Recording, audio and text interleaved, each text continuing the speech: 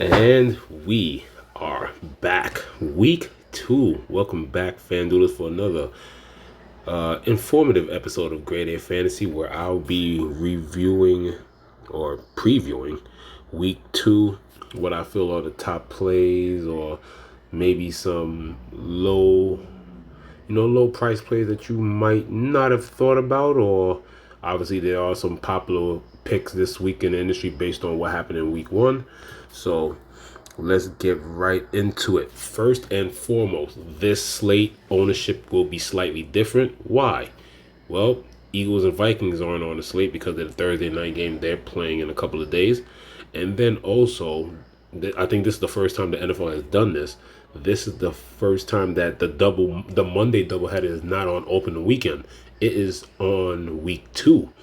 So doubleheader this weekend is Saints at Panthers, Browns at Steelers. So there'll be no Najee Harris. There will be no Deshaun Watson, Amari Cooper, Nick Chubb. There will be no Michael Thomas, Olave, and then for the Sun, I think it's for the Sun, and then the Sunday night game is I think it's I know somebody at the Pats. Well, slips my mind at the moment. Oh yeah, Miami at the Pats. So that means we do not have the joy of having on the same slate, which will be interesting when it finally happens. Everybody gets excited with the Chiefs being on the schedule. It's always fun to pick Mahomes and Kelsey, and that's if Kelsey's playing.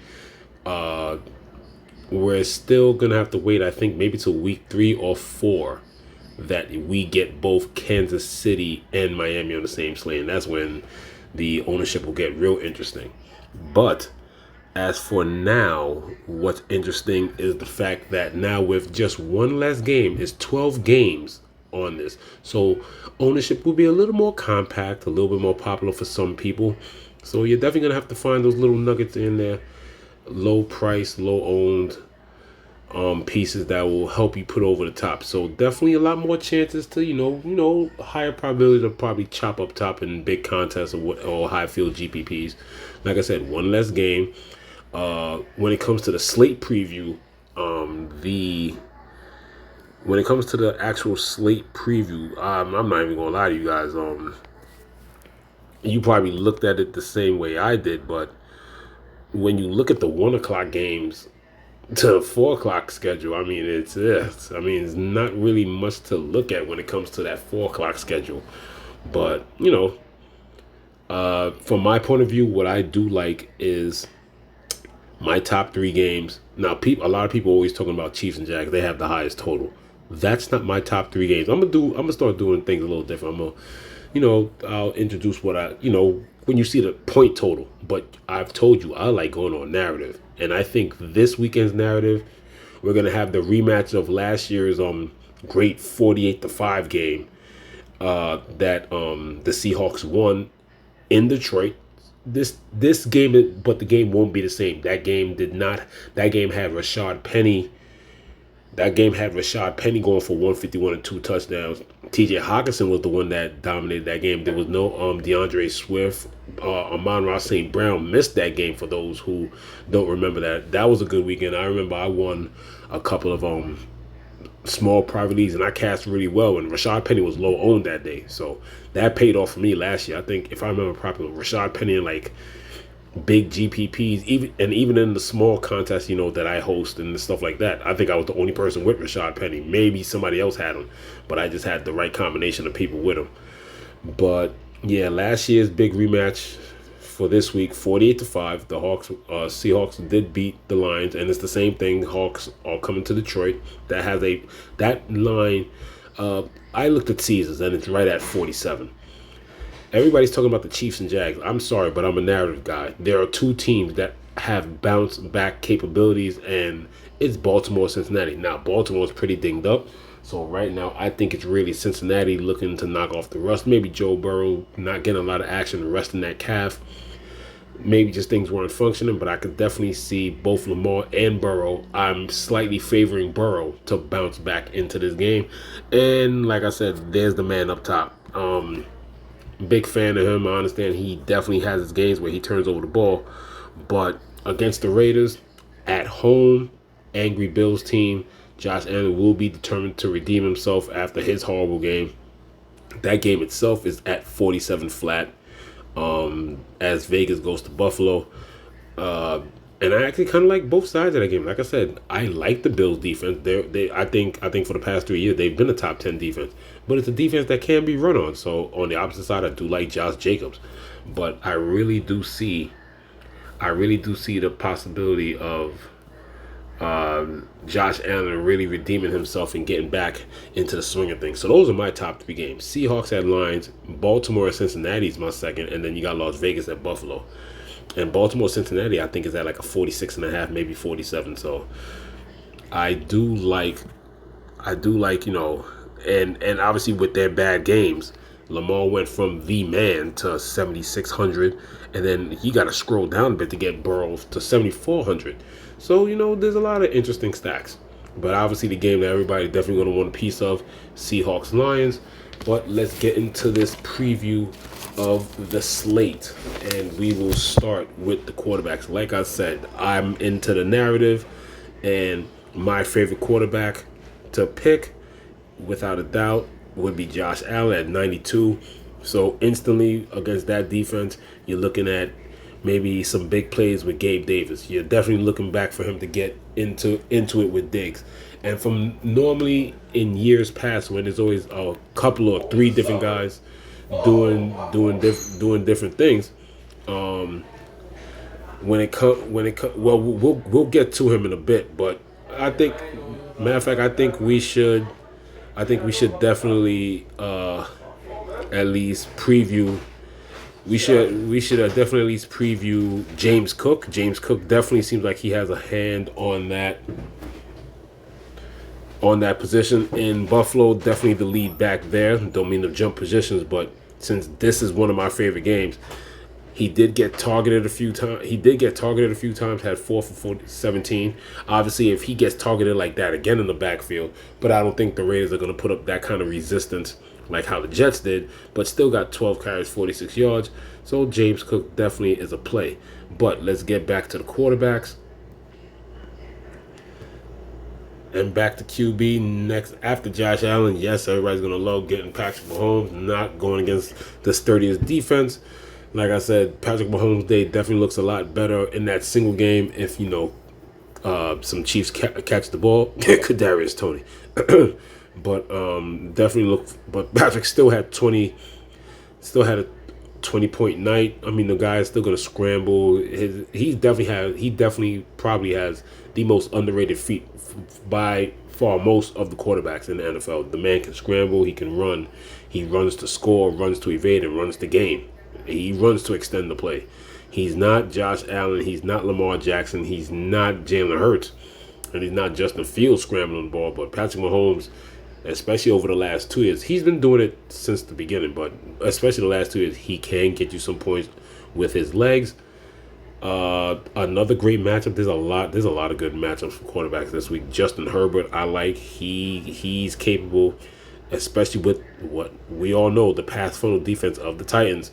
You want to pass against them, which is why even though you can't run, Eckler could still get you a 20-point night, because with the 0.5, like I said, a reception, no matter what the scoring system, 0.5 per touch is better than hoping he just gets him across the line of scrimmage with Austin Eckler. Now he's dealing with an ankle issue, so we'll have to wait and see. Right now, he is rocking a questionable tag. We'll have to wait and see if he improves. Quite a few people all dealing with some injuries, but regardless, Justin Herbert with Keenan Allen, Everett, Mike Williams, they all look good. Next, we'll go down a little bit against, Kansas City.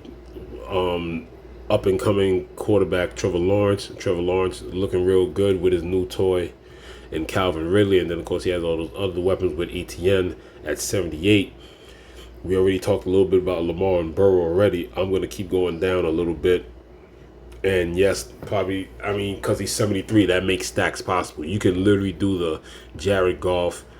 You could literally do the Jared Goff Amon-Ra St. Brown stack, and then you could probably come back with both Seattle both Seattle wide receivers. The one thing that was good about last week was some guys underperforming. A lot of guys got real cheap.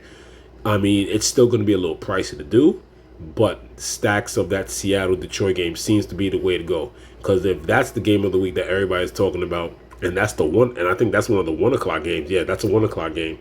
Then hey, you're gonna pretty much know what you need to win your slate for the 4 o'clock games. But because a lot of people are gonna go heavy on this stack or heavy on this game stack. Last year when they played against each other, like I said, there are slight differences, but there are still certain similarities enough to go based off what happened last year. And last year, Goff went for 378 and 4 touchdowns. So that seems to be the premium way to go this week. I definitely see Goff getting more. More ownership than Geno, even though they're slightly off from each other. Because, like I said, even though Geno has the capability of having a big game, like I said, Seattle will run that ball. Because last year, Smith threw for 320, but only 2 touchdowns. And Smith, he used to be more the athletic quarterback and use his legs, but he definitely developed more into a pocket passer. So, there's the downside of that. But like I said, that game has the opportunity to blow up. So Geno Smith right at 7,000. As you see here, had a little off week last week. It was pretty surprising. Like I said, I did say that Rams had a good front four. Well, they have a great front four led by Donald. They have a nice front seven, but I was slightly surprised at how much pressure they got on to Geno, and that offense could not get out the mud. It killed me last week because this was one of my favorite stacks. I stacked the Seahawks different ways, and it didn't really matter. And I think there's only one other guy that I made a note of under. Oh yes, I mean he's not the guy we all love, but once again, Baker Mayfield. He had a solid game. If you stack him right, and once again, he's under 7,000, so 68. He's going against a not-so-good Chicago defense. Like I said, they try to make some improvements, but Chicago defense is still Chicago defense, and now Baker is at home, making his home debut. And like I said, he has the weapons. He has Rashad White, and he played a pretty efficient game. It doesn't look like he's going to be bombing it for like 300 or whatever, but, he's still slinging it for 3,400. And like I said, he had for 34 pass attempts, but like I said, they got Rashad White. Rashad White has that backfield. And like I said, when Baker's in trouble, he will scramble. Not much of a scramble, as you can see, 8 for 11, but he still had 2 touchdowns. So, 16 points and you stack it right, that seems like a fine day to me. Next position we shall go to next. I would like to go on, obviously, to the wide receivers. I am pretty excited to talk about. There's certain weeks where I'm very excited to talk about certain positions, but I really like to talk about the wide receivers here. Look, once I saw this and I saw the matchups and everything, I can't skip the first 6 guys. Like, I could literally go through the first 6 and just talk about them. Like I said, I'm on Narrative Street. Jamar Chase, I think is definitely going to have a bounce back game at 8,400. And here's the big thing. There's no Justin Jefferson. This is another reason why I said the ownership is going to be a little tight. There's a lot of people that's pretty affordable. This week's most expensive player is McCaffrey at 9,500. But when the wide receivers start at 84, yes, stacks are probable. Stacks are highly possible and probably really feasible this week. So, just be careful about the ownership. Calvin Ridley at 83. Amon-Ra St. Brown, like I said, in the biggest total of the week at 81. So he's not even like super, super expensive. It's not like Amon-Ra like jumped up to like 89. Stephon Diggs. The one thing you can take advantage of is you hope that a guy has a great game and doesn't get boosted up, because guess what? When Stephon Diggs started playing, the slate for Sunday, opened up. If they waited the day after, or Stephon Diggs was a 4 o'clock game, or just or if he was just on the main slate, after the game he had against the Jets, Stephon Diggs would probably be 85. Stephon Diggs should not be 8,000. Keenan Allen against the pass funnel, I think that's another way to get away from the ownership. I think they'll still be popularly owned, but I'm letting you know right now, if you want to get slightly lower ownership, but with just as much firepower, probably come only from one side, I think to get away from the Detroit-Seattle game, if that goes bad, the best way to probably do it is with the Los Angeles Chargers against the pass funnel, Keenan Allen with Justin Herbert.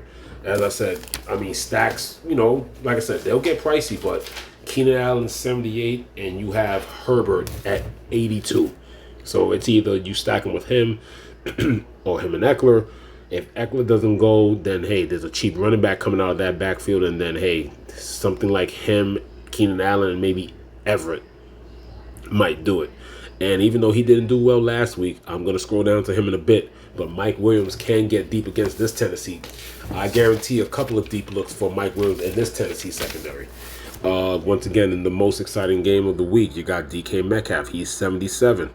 They dropped the money a little bit. I think he was 79, 78 week one. So, not much of a discount, but, it's there. Devontae Adams dealing with a foot injury, but Devontae, with a capable quarterback, can get deep or at least get deep slant and crossing routes against Buffalo. He is definitely a welcome player at 75. Brandon Ayuk had an excellent game against what seemed to be a very stout Pittsburgh team, but Pittsburgh didn't show up. So now he's going against a defense that you didn't expect to show up last week, but seems to be, playing with a lot of pride and energy. But Brandon Ayuk had an amazing game at 75. I think Brandon Ayuk was in the mid sixes last week, or was he right at 7? Something like that. If I keep scrolling down here, the next person I'll probably like is, like I said, Mike Evans with the Baker Mayfield stack. That Chicago defense is still looking like a mess. T. Higgins could definitely bounce back. T. Higgins, I think, had a slight drop in pay as well. You also look at Debo. There's Mike Williams all the way down to 67 because he had a bad game, so you might want to take care of that. The next wide receiver I definitely want to talk about, though, is a lot of the low-price guys, and I want to start here. So Jacoby Myers, who pretty much helped broke the slate, and he definitely helped me not cash in my single game. Like I said, I'm a Bronco fan, so I like to play, the Bronco single games. But Jacoby Myers had 2 touchdowns last week. He's in the concussion protocol. If he is not available to play, then the guy who I thought was going to get some run should at least be able to show up and do something. Because it seems like ever since he got his contract a couple of years ago and then they got Devontae Adams, that combination itself has killed this guy. He's just been invisible. Hunter Renfrow, he literally barely did anything last week. He was pretty much invisible. And when I say invisible, you're probably looking at me like, hey, what are you talking about? He has 7 targets. No, he still has 7 targets from the last Kansas City playoff game, because guess what? He didn't even register a target last week. I mean, if you look at that, look at the dates. That's January 1st. That's January 7th.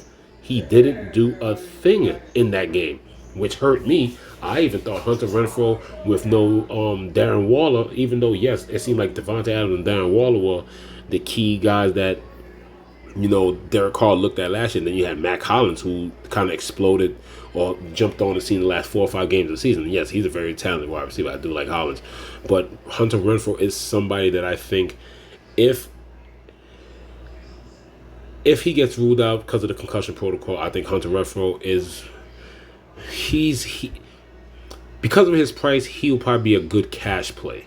I just don't know what his volume is going to be. I think he'll be a risky cash play, but he'll be a great GPP opportunity at 5,100. The other person that I like this week also, now not because of injury, but just because of the situation. Hear me out on this. And also, I like Darnell Mooney. Like I said, I think there's going to be some quarterbacks. Justin Fields needs to prove himself. He got to be able to throw that ball, and he has the weapons. And once again, Tampa Bay is the pass funnel too. So I really think Darnell Mooney could, bust one open. 5,700. That's a cheap stack right there. So, but if there's anything besides the Renfrow and Myers call, the main thing is this guy right here. He may seem washed up, but guess what? He's in the right situation. C.J. Stroud has seemed to go to the veteran, and he trusts him. I'm pretty sure a guy like Robert Woods has taken him under his wing and has had opportunities to talk to him and, teach him or whatever. And I mean, come on. After they lost Brandon Cooks, okay, yes, I like Nico Collins. He helped me out a couple times last year being low priced and stuff like that. But Robert Woods is the veteran is the veteran there, and he's going to teach him how to route run, when to stop, when to turn, what to look for. And C.J. Stroud targeted him 10 times. If he does that again, he still somewhat pays off, like 5.8, 8.7. So that's like 1 point, Again, that's a 1.3, 1.4 payoff or whatever, but 10 targets, 6 receptions, 57 yards. And in this situation against Indianapolis, that could turn into a touchdown this week. I like Robert Woods. Robert Woods is definitely somebody that I think is very solid in cash game because of the salary. But I really think it's somebody that y'all should think about in GPPs. Him and Hunter Renfrow. But like I said, Renfrow can only be looked at as long as Myers don't play because, like I said, ever since he got that contract, Hunter Renfrow has been ghost. I just proved it to you. I just showed you the guy's last year's stats because he still doesn't have any stats from this year. But Robert Woods is definitely someone that I'm liking. 10 targets from the young rookie. He trusts him. He looks for him. That's the secure. When rookies find a security blanket, stick with that security blanket until the wheels fall off. We'll go next into the tight ends. Yes, once again, as usual, people are always going to be excited to play Travis Kelce. The Chiefs are on the slate, so let's get right there. Travis Kelce, he's still not clear to play yet, but like I said, there will be people that will have no problem putting him at 85 because if he comes back this week, you know damn well sure Mahomes is going to target him heavy, probably even more than usual. Right now, when it comes to the high-priced guys, Mark Andrews is right there next to him. Once again, tight end is just ugly. I think last week's highest scoring tight end was Hunter Henry. I think it was some weird nonsense like that. So, like defense, tight end can be very volatile. Mark Andrews is the one that's leaning towards not playing again, so you're just gonna have to watch these guys, whatever. 85, 8,000. But like I said, if Kelsey's on the slate, I'm definitely finding the extra. I will definitely do my best to find the extra 500, as we all should, to get the Travis Kelce. Like I said, I don't think it goes to Mark Andrews. Dan Waller, as usual, gets dinged up. He has a hamstring, but as you can see, that price drops because if you're not gonna touch Andrews, I don't think he's already leaning not towards not playing. But like I said, confirmation later in the week. I'm definitely finding the extra 500 for Travis Kelce, and it literally drops damn near 2,000, well, 1,400 to Darren Waller at 66, and then it drops even further to Kittle at 62. Evan Ingram in this game is definitely viable to continue his nice consistency for his nice price, but at 6,000 you're not going to want him to get just 7.4. You're going to look for him to at least get more targets. But like I said, there's more mouths to feed over there. But Evan Ingram is still a good play. When it comes to that Buffalo game, once again, Gerald Everett against Tennessee is definitely going to be a solid pick. When it comes to that Buffalo game, they definitely got a lot of new weapons. Dawson Knox and Dalton Kincaid in the Las Vegas game. Allen, besides when he started homing in on Diggs, literally in the fourth quarter, and trying to go into overtime. That it's not Dawson Knox's position anymore. That is getting shared with Dalton Kincaid, and Dalton Kincaid, the young draft pick. I think that's who they got in the first or second round early. So he got 4 targets, caught all 4 for 26. Yes, it was a tough match against the Jets, but I definitely do like that. And now this is where I want to open you guys' eyes. One of my favorite guys from last year, Greg Dulcich, that injury is now looking like it's going to be several weeks. They're already talking about not seeing Dulcich till possibly mid to late October with this injury. So, if you want, I think it's a good cash and GPP play. Here's why. He's already the coach's favorite at that position. He already had first team reps. He was ready on the first team. He was ready to start in lineup. He's gonna get more opportunities now. When I analyzed that game, Troutman I think had about 70% or slightly over 70%, played 70% of snaps. Without Dulcich and the fact that Troutman is already a good blocker, Troutman I think slightly goes up another 5, maybe 7%, close to 80% of the time. So at 4,600, no Dulcich, I think you guys need to look at Troutman just for the fact that a talented backup is not going to be there. Now, I'm not going to do this for even cash games, but if you really want to go GPP, we're going to have to go all the way down because now it's pretty much that the Broncos did lose, and yeah, I'm going all the way down. All the way.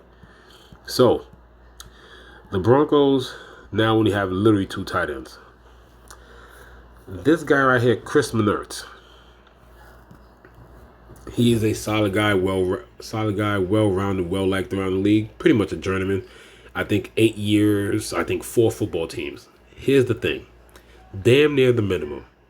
Is it worth the risk? Sure. In a 25 max, I think I'll get to him 2 or 3 times. That's what I'm going to be in. I think if you're 150 max in the milli, I think you should get to him 5 times. He opens up a lot of salary. Here's the risk. He is known as a blocking expert. You don't get points for blocks. The man has never, in his 8-year career, caught over 5 passes. Or is it 6? One of the two. But I'll just put it at, I'll just use my one hand right here. 5. He's never caught over 5 passes. It could be 6, but that's still nothing in any season he has played. This is the GPP dart throw of GPPs. He moves up to the backup. Could Russell Wilson fake it to P. Ryan or Javonte Williams and find him out in the flat? That could happen. Obviously, that's more likely to be Troutman. But if it's on the goal line, double tight end set, it could happen. But just let you guys know, like, there's a ray of hope all the way down at the bottom of the tight end. I mean, tight end wasn't good last weekend, so why not this weekend? So, especially if guys like Kelsey and Andrews, and even if Waller gets ruled out, the top 3 salaries, I mean, why not go down this far? I will try it. Like I said, I'm in the 25 max every week, so it's worth a shot in like 2 or 3 liners. But definitely, I'll be favoring more Troutman or whatever. Like I said, over 70% on the field. Now no Dolchich, and he's a combo tight end. He can block and catch. He's going to be thrown to a little bit more with more on-field opportunities. So even though, yes, 4,200 looks amazing, for 4,600, Troutman doesn't even have to score a touchdown. What Troutman's going to do, I think what Troutman did in the opening weekend Raiders game is enough to cash his value. If I think so, let's go back here. 4,600, so he had 5.9. So he went over his value, but he didn't really like double it. But I think he's going to have the opportunity to do that next week.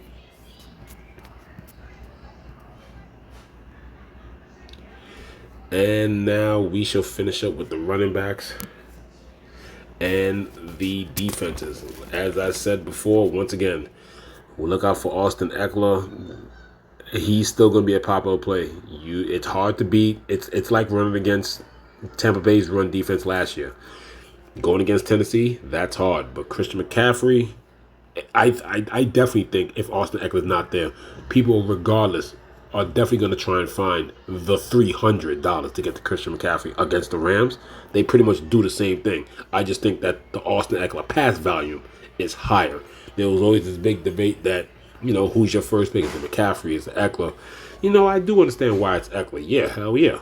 But for this week, yeah. Just like how if the second guy there, Andrews, is hurt, in this case it's Eckler, 500 for Kelsey, then yeah, you should damn sure do your best to find the extra $300 for Christian McCaffrey. I told you I'm on my bounce back narrative. Saquon Barkley, rough game against Dallas, blowout, so he didn't get that much run, still managed 7.8. He's going against Arizona. That's formidable. He's good to go. I love Tennessee. Tennessee is a pass funnel, but guess what? The Chargers are still susceptible to the run, so Derrick Henry is definitely set at a good price for 8,300. Travis Etienne against KC. You saw how Montgomery and the rookie Jahmyr Gibbs ran against KC. I like Travis Etienne in that game. Bijan Robinson. Atlanta's gonna run the ball. They don't want Ritter to do much with it. So Bijan is gonna look good along and also with his partner Tyler Algier. Tyler Algier, it did shock me how much run he got, but hey, if you don't want to put your quarterback in harm's way, then yeah, if you got 2 talented guys like this, one went for 1575 and 2 touchdowns and also had 3 targets. The other guy coming up here, I think he may. And he's targeted more. 6 for 27, he got the receiving touchdown. So you really can't go wrong either way, and they're not that far from each other. I mean, there is a price difference, 8,100 to 7,100, 1,000 of the difference. But right now, the way Atlanta's playing the game, you can't go wrong either way. You need Aaron Jones. I love Aaron Jones. I think we all love Aaron Jones. He's somebody that I love picking throughout DFS seasons. I did. It was something that I did mention. I did have him in a few lineups. I did say, Jordan Love is going to lean on, even though the Green Bay did play well. I mean, Jordan Love did get it to his wide receivers, but before he had that hammy, I mean, Aaron Jones was the offense. 9 for 41 in the touchdown, 2 receptions for 86 yards in the receiving touchdown. So one of the best screen running backs performance definitely in the league. I love when I've cashed big. I have cashed big time on Aaron Jones screen passes. So definitely something that I look forward to playing. I hope he does recover from the hamstring. They do say it's more of a tweak, but like I said, like Eckler, I don't think he was at practice. I think they both had DNP, so there's pretty much rest maintenance, and then we'll see how they react Friday, and then final test kind of Saturday. I do like Josh Jacobs. Like I said, Josh Jacobs will catch the ball. He'll catch the ball in the backfield too. Garoppolo's definitely more of a short to mid-range quarterback, so he will not hesitate to throw it to Josh Jacobs. Josh Jacobs received 3 targets, 223, but he is the workhorse, 19 for 48. But like I said, Denver is a tougher defense. I think so anyway. Buffalo could be had. I think they got players. They got players, but they can really do what they need to do there. What do we have here? Like I said, narrative. I think Joe Mixon is on the bounce back against Baltimore. It's a tough defense, yes, but if it doesn't work out, there's always AJ Dillon. He's gonna once again. There's another nice price backup right there at 7,000. If Aaron Jones doesn't go, so obviously we're gonna be taking a look at that. Kenneth Walker III in the Detroit game. Seattle will try to pound that ball. We already spoke about James Cook at 66. And as we keep going down there, I love Montgomery because the fact that, he's going to be the goal line back. I understand Jameer Gibbs. He looked great. I love the way Jameer Gibbs looked against KC. But David Montgomery is going to get those carries. Yes, they do like to throw the ball, but look at that there. 21 carry. He didn't get targeted, even though David Montgomery is a decent receiving back. But they're gonna want to run the ball. They're going to want to run the ball.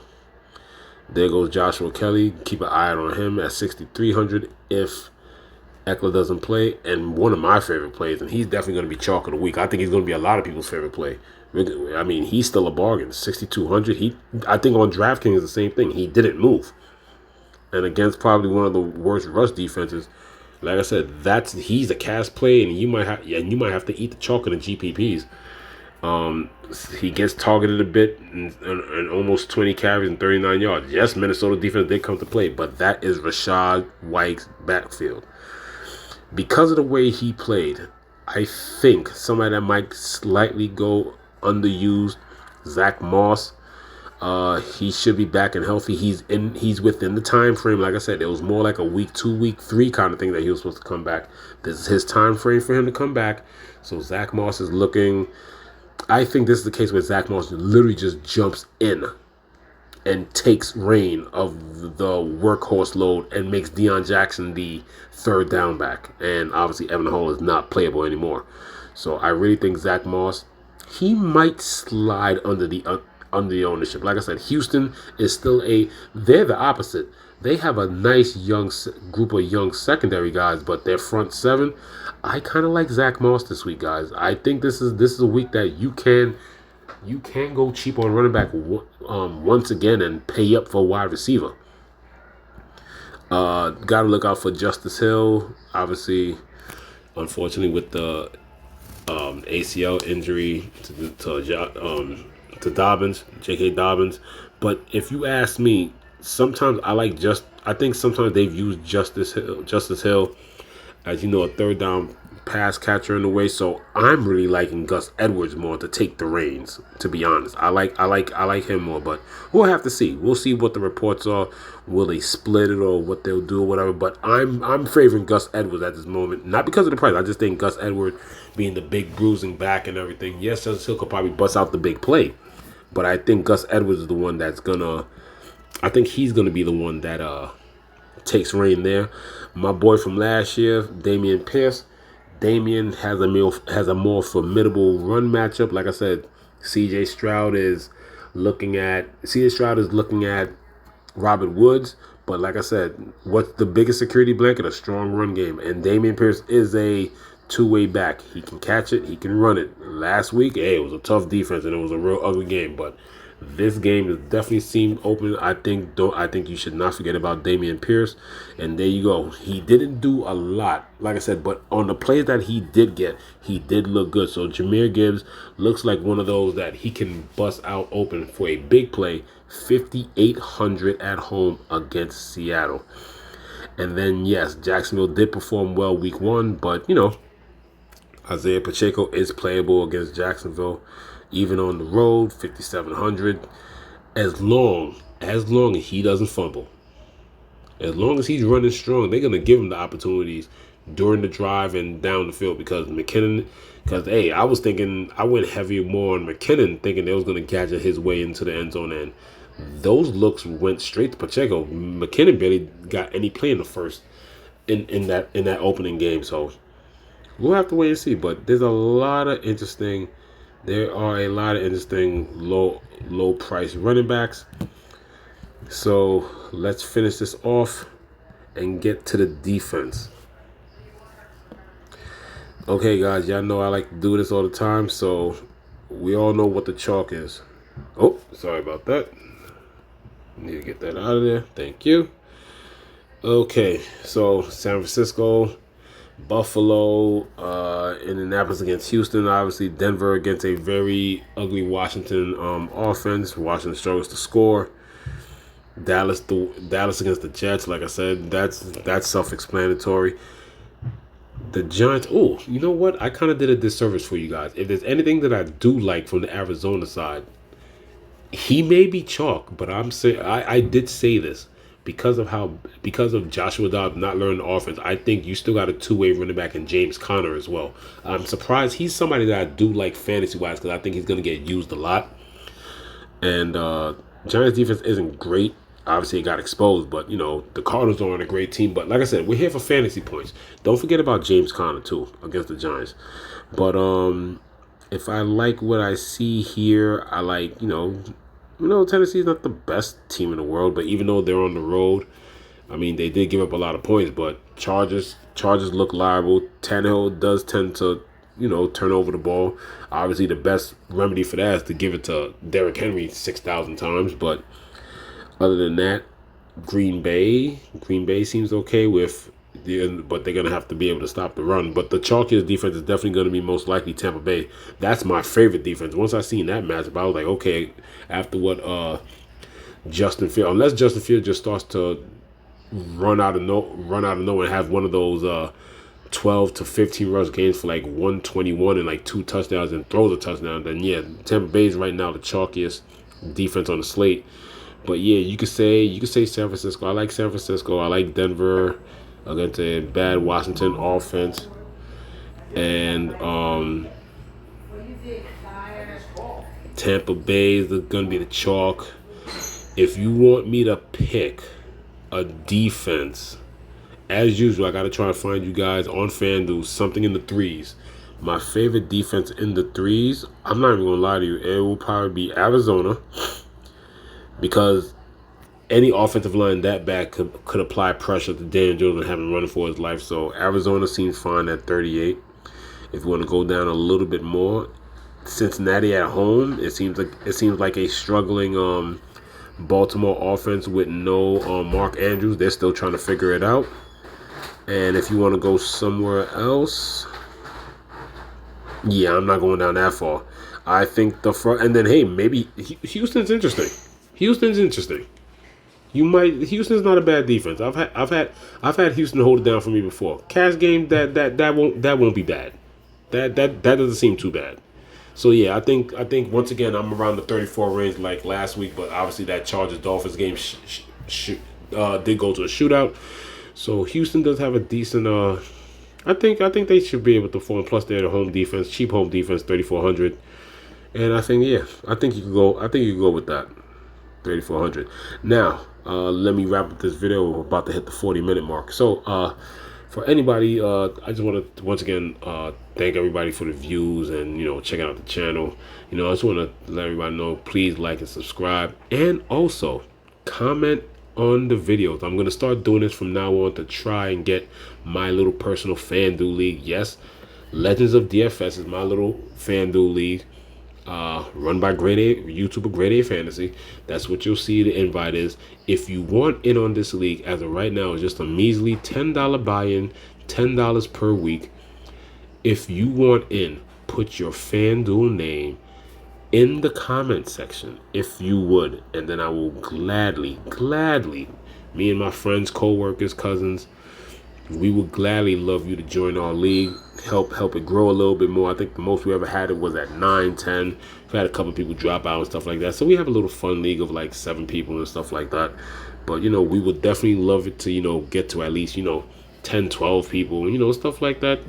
And we'll just, make it a lot of fun. So, I hope you guys, like the video, and yeah, I got to get that notification damn thing fixed. But like I said, leave your FanDuel name in the comment section, and I will gladly send you the invite and then add you to the week 3 contest. For those who I should have done this in the beginning of the video, because according to my YouTube stats, I don't get many viewers that stay through the whole vid. But for those who do stay through, once again, put your FanDuel name in the comment section, and I'll gladly send you that invite. I'll accept. Hopefully you accept, and then you'll be ready to join my contest for week 3. Week 2, I can't really change much, but week 3, you'll be down. Like I said, $10 a pop, $10 a week, and then even when it's a small contest, and like I said, not everybody's a short slate person and everything like that. What we like to do is, make it interesting. I think we raise it up to whatever the next level is. I think it's 20 or 25 for the end of the year special kind of thing, for a nice big pot. If we could get a decent amount of people and I could do a nice big pot at the end of the year, then yeah, that I could do like a first, second, and third if we jump it up to like 20 people or whatever. But if it stays small, then yeah, it'll be a winner take all, but just a bigger pot. But anyway, this is Grade A Fantasy. I hope you guys love the video. Like, subscribe, please. And hey, good luck in week 2. I'll probably try to start doing the sports book picks soon again. Time allowing and stuff like that. Brother got to work and everything. Got to do my own research. But hey, week 2 is in the books. And hope you guys like the vid. Once again, like, subscribe. This is Grade A Fantasy. Signing off.